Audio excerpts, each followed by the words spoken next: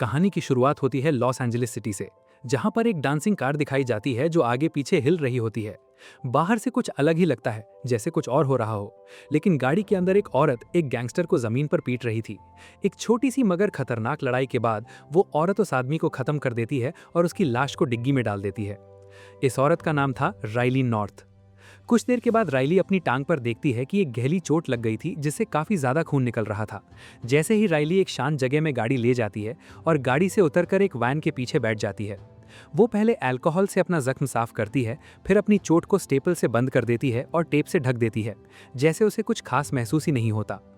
इसके बाद राइली को वैन के अंदर एक छोटा सा पैकेट मिलता है। जैसे ही वो उसे खोलती है, जो उसे दिखता है उससे वो रुक जाती है। उसकी आंख में आंसू आ जाते हैं और उसके हाथ चलना बंद हो जाते हैं। अब कहानी 5 साल पीछे जाती है। 5 साल पहले राइली एक बहुत खुश औरत थी अपनी फैमिली के साथ। वो एक बैंक में काम करती थी और अपने पति साइरस और अपनी 10 साल की बेटी कार्ली के साथ एक छोटे से अपार्टमेंट में रहती थी। साइरस एक गाड़ी रिपेयर शॉप में काम करता था। कार्ली के बर्थडे की सुबह राइली उसे स्कूल छोड़ने जाती है। पार्किंग लॉट में पैग नाम की एक अमीर औरत उसे नीचे दिखाने के लिए ऐसी बात कर देती है जिससे वो बहुत नाराज हो जाती है। राइली तब भी शांत रहती है और वहां से चली जाती है, क्योंकि कार्ली ने अपनी पूरी क्लास को दोपहर की बर्थडे पार्टी में बुला लिया था और राइली कुछ भी खराब नहीं होने देना चाहती थी। काम पर जाने के बाद राइली अपने बॉस से जल्दी जाने की छुट्टी मांगती है, मगर वो मना कर देता है और उसे देर तक रहने पर मजबूर कर देता है। अब शहर के दूसरे हिस्से में साइरस का एक साथी उसे एक चोरी में शामिल होने के लिए जोर देता है। वे लोग डिएगो गार्सिया नाम के एक ड्रग माफिया का पैसा चुराने का प्लान बना रहे थे। साइरस का दोस्त कहता है कि ये बहुत आसान होगा और उस पैसे से उनका सब कुछ बदल जाएगा। साइरस एक पल के लिए लालच में आ जाता है, मगर वो अपनी फैमिली के बारे में सोचता है और फैसला करता है कि उसे चोरी में शामिल नहीं होना चाहिए। रात को जब राइली आखिरकार घर पहुंचती है तो पूरा घर खाली होता है। कार्ली की पार्टी में एक भी बच्चा नहीं आया था, क्योंकि उसी दिन पेग की बेटी ने भी पार्टी दी थी और सारे क्लासमेट्स को वहां बुला लिया था। और पेग ने राइली से झूठ बोला था कि उसकी पार्टी दोपहर में है, सिर्फ उसे दुख पहुंचाने के लिए। कार्ली अपनी बर्थडे ड्रेस में बैठी होती है और रोने की कोशिश कर रही होती है। ये देखकर राइली का दिल टूट जाता है। साइरस को भी बहुत बुरा लगता है। तभी वो दोनों फैसला करते हैं कि वो कार्ली को रात को बाहर ले जाएंगे, पहले आइसक्रीम फिर कार्निवल। कार्ली ये सुनकर बहुत खुश हो जाती है और आखिरकार वो रात उनके लिए यादगार बन जाती है। उसी शाम साइरस अपने दोस्त को बता देता है कि वो उनके साथ नहीं आएगा और उस चोरी का हिस्सा नहीं बनेगा, मगर अब बहुत देर हो चुकी थी। डिएगो के आदमियों ने उस प्लान के बारे में सुन लिया था। उन्होंने साइरस के दोस्त को पहले ही पकड़ लिया था और उसे टॉर्चर करके मार दिया। फिर डिएगो ने साइरस के पीछे भी कुछ आदमी भेज दिए, एक मिसाल बनाने के लिए। कार्निवल में पूरी फैमिली हाथ में हाथ डालकर चल रही होती है। कार्ली एक राइड से दूसरी राइड तक दौड़ती है। उसके हाथ में पिंक पेपरमिंट आइसक्रीम कोन होता है। 1 घंटे के लिए सब कुछ बहुत अच्छा चल रहा होता है। जब वो वापस अपनी गाड़ी के पास चल रहे होते हैं, तभी साइरस कहता है कि कार्ली का बर्थडे हर दिन होना चाहिए। तब कार्ली कहती है कि हाँ, हर दिन। तभी अचानक एक काली एसयूवी उनके पास आकर रुकती है। 3 आदमी बंदूकों के साथ बाहर निकलते हैं और बिना कुछ कहे उन पर गोलियां चलाना शुरू कर देते हैं।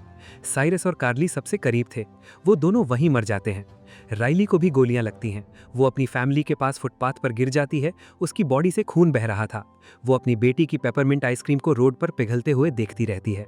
कुछ दिनों के बाद राइली हॉस्पिटल में जागती है। तभी डिटेक्टिव स्टैन कारमाइकल उससे मिलने आता है। वो कहता है कि उसने 3 लोगों को अरेस्ट कर लिया है और राइली को उन्हें पहचानना होगा। वो ये भी बताता है कि शायद शूटिंग इसलिए हुई क्योंकि साइरस के दोस्त एक ड्रग लॉर्ड का पैसा चुराने का प्लान बना रहे थे। तभी राइली कहती है कि साइरस कभी ऐसा नहीं करता। डिटेक्टिव स्टैन बताता है कि वो जानता है कि साइरस के मना कर दिया था, लेकिन बात पहले ही बाहर जा चुकी थी और डिएगो ने वैसे भी अपना काम कर दिया। जिसके बाद राइली खुद को संभालकर पुलिस स्टेशन चली जाती है।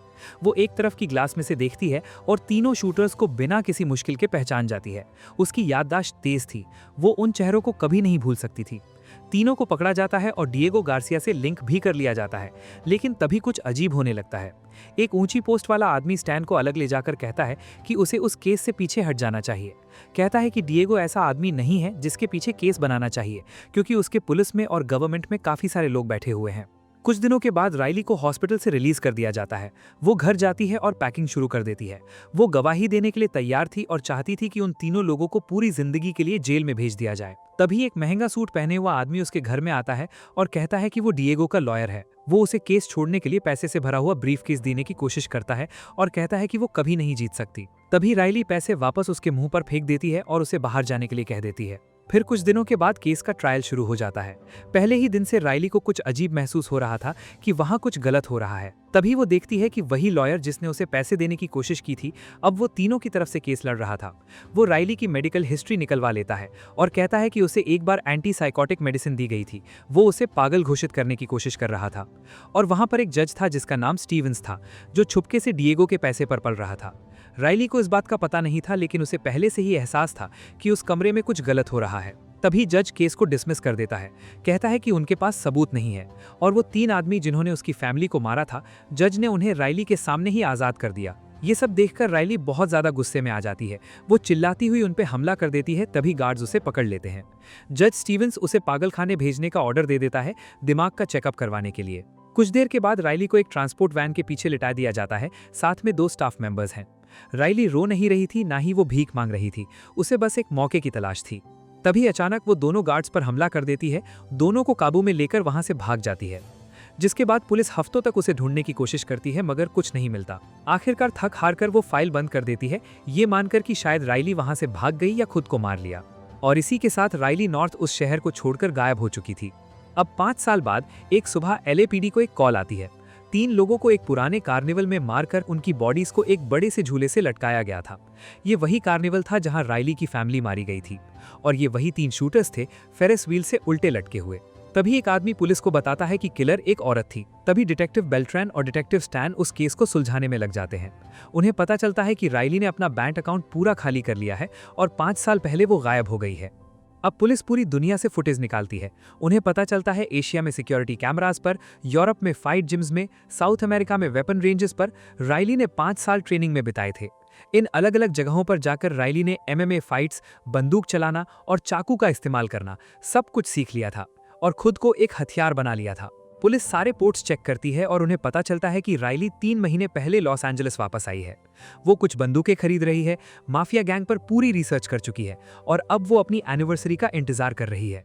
और अब अपराध की दुनिया में लोग उसे पेपरमिंट के नाम से जानते हैं, वही आइसक्रीम जो कार्ली उस रात खा रही थी जब उसे मार दिया गया था। इसी बीच राइली जज स्टीवंस के पास उसके ऑफिस में जाती है। वो उसके हाथ डेस्क पर कील से ठोक देती है और उसके मुंह को डक्ट टेप से ढक देती है ताकि कोई उसकी चीख ना सुन सके। वो उसके आसपास एक कॉर्ड बांधती है जो असल में एक बॉम्ब होता है, इतना ताकतवर कि पूरी बिल्डिंग को उड़ा सकता था। ये सब होने के बाद राइली बाहर जाती है और गली में आकर वो फोन करती है जो उसने उस डेस्क पर छोड़ दिया था। कॉल रिसीव होने के बाद जज का ऑफिस पूरी तरह से बॉम्ब से उड़ जाता है और वो वहीं खत्म हो जाता है। थोड़ी देर बाद कार्टेल लॉयर उसके पूल में उल्टा तैरता हुआ मिलता है, उसे भी मार दिया गया था। तभी पुलिस जांच करती है और उन्हें समझ में आता है कि राइली उनकी सारी मौतों के पीछे हो सकती है, क्योंकि इन्हीं सारे लोगों ने राइली की फैमिली को मारकर उन तीनों शूटर्स को आजाद करवाया था। दूसरी तरफ डिएगो के मैंशन में उसके आदमी उसे बताते हैं कि उनका वकील, जज और 3 आदमी मारे गए हैं। डिएगो को राइली नॉर्थ का नाम याद नहीं आ रहा होता, क्योंकि वो सब 5 साल पहले ही खत्म हो गया था, लेकिन अब वो उसका पूरा काम बिगाड़ रही थी। तभी डिएगो अपने आदमियों को ऑर्डर देता है कि उसे ढूंढकर या तो पैसे देकर अपनी तरफ कर लो या मार दो, मगर उसके आदमी कहते हैं कि राइली को खरीदा नहीं जा सकता और वो बहुत तेजी के साथ एक एक करके उनके सारे आदमियों को टारगेट कर रही है। अगले दिन राइली अपने अगले टारगेट के पास जाने के लिए एक बस में बैठती है। वो एक छोटे लड़के को उसके नशे में डूबे हुए बाप के साथ बैठे देखती है। वो आदमी बच्चे को बार बार थप्पड़ मार रहा था। राइली को ये देखकर बहुत बुरा लगता है और उसे अपनी बेटी की याद आ जाती है। वो उनके पीछे बस से उतर जाती है और उस आदमी को एक कन्वीनियंस स्टोर के अंदर घेर लेती है। वो उसकी आईडी ले लेती है और उसका एड्रेस याद कर लेती है। फिर उसके मुंह में बंदूक रख देती है और कहती है कि अगर उसने कभी भी उस लड़के को दोबारा चोट पहुंचाई तो वो उसे ढूंढ लेगी और खत्म कर देगी। आदमी ये देखकर बहुत डर जाता है और सिर हिलाकर उसकी बात मान लेता है।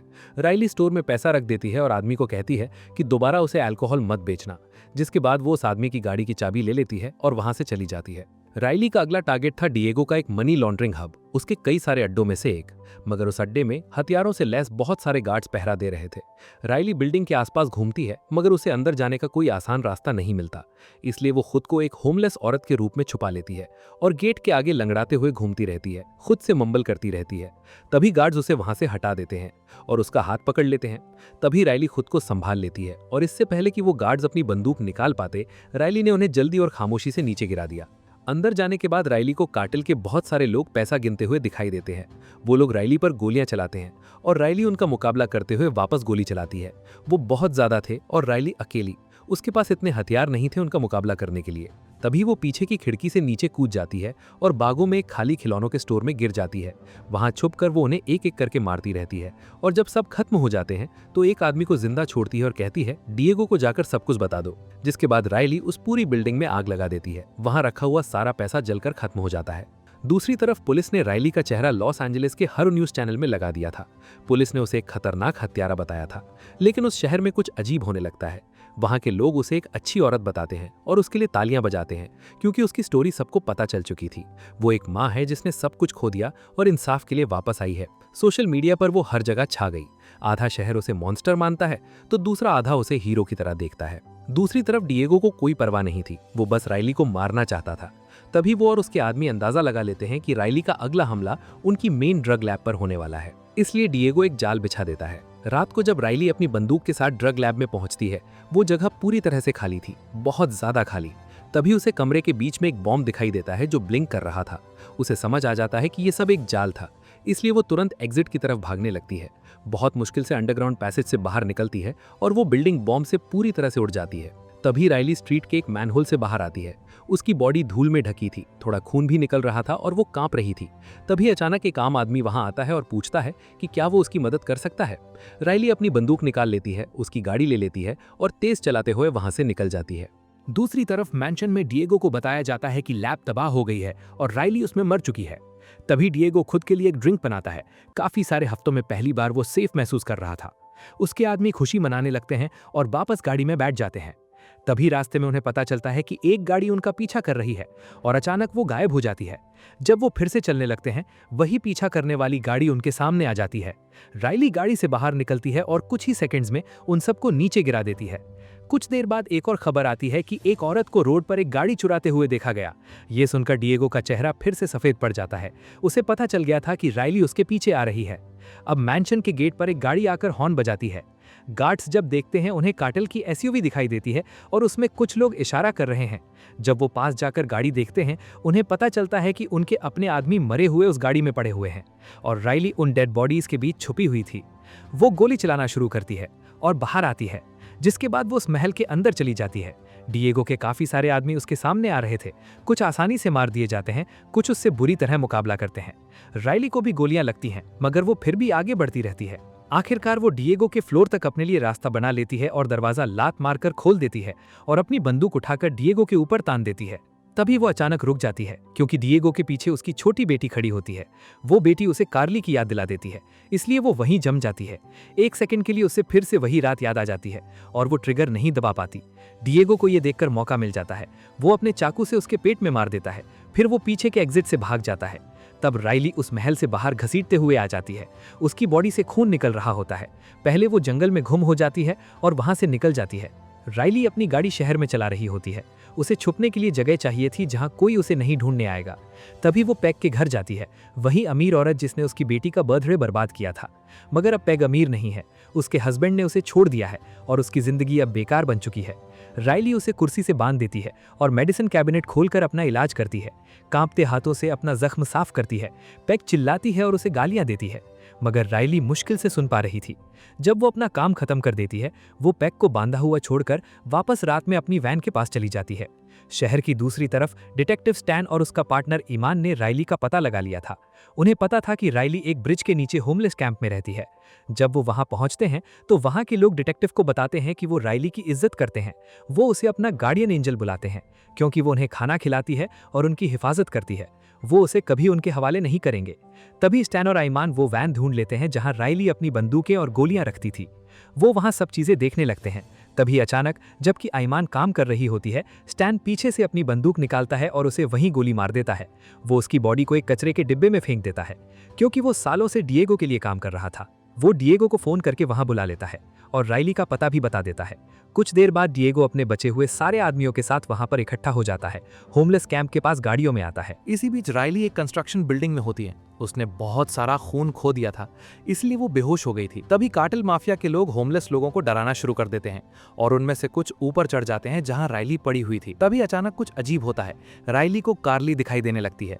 कार्ली उसे मुस्कुराते हुए देख रही थी। तभी राइली जाग जाती है। अचानक डिएगो के आदमी दूर से उसके पास आ रहे होते हैं और निशाना लगाने आने से पहले ही राइली उन्हें मार देती है। वो उनकी बंदूकें ले लेती है और तभी और लोग उसके पास आ जाते हैं। तभी राइली एक फ्लैश ग्रेनेड फेंककर धुआं में उन्हें भी खत्म कर देती है, जिसके बाद वो एक रेडियो उठाती है और डिएगो को बोलता है कि वो वहां से चला जाए। डिएगो जानता था कि राइली पूरी तरह से जख्मी हो चुकी है, इसलिए वो उसकी बात पर भरोसा नहीं कर रहा था। डिएगो एक होमलेस आदमी को पकड़ता है और राइली को बताता है कि उसके पास 30 सेकंड्स हैं खुद को बाहर लाने के लिए, नहीं तो वो उन मासूम लोगों को मारना शुरू कर देगा। दूसरी तरफ पुलिस स्टेशन में पुलिस डिटेक्टिव ईमान से बात करने की कोशिश कर रही थी, मगर कोई जवाब नहीं मिल रहा था। तभी राइली को ईमान का फोन उसकी बॉडी के पास कचरे में मिल जाता है।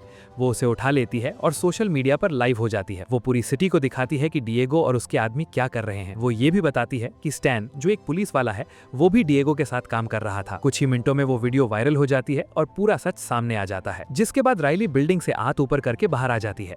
वो अपनी बंदूक गिरा देती है और डिएगो और उसके आदमियों की तरफ चलना शुरू कर देती है। उसकी बॉडी से खून बह रहा था, वो लंगड़ाते हुए चल रही थी और वो मुस्कुरा रही थी। वो डिएगो को बताती है कि वो एक कायर आदमी है जो दूसरों के पीछे छुपकर हमला करता है और वो खुद सीधा मुकाबला नहीं कर सकता, इसीलिए राइली उसे चैलेंज करती है। डिएगो ये सुनकर गुस्से से पागल हो जाता है और उसके ऊपर हमला कर देता है। वो राइली को पीटने लगता है और सीधे उसके जख्म पर मारता है। राइली को चाहे जितनी चोट लगती जाए वो नीचे नहीं गिरती। तभी अचानक पुलिस की गाड़ियां वहां पर आने लगती हैं और सारी गलियां पुलिस से भर जाती हैं। डिएगो के आदमी घबराकर भागने लगते हैं। तभी डिएगो स्टैन की तरफ मुड़ता है और उसके ऊपर गोली चलाता है, क्योंकि वो फेल हो गया था। स्टैन वहीं मर जाता है। डिएगो फिर वहां से भाग जाता है।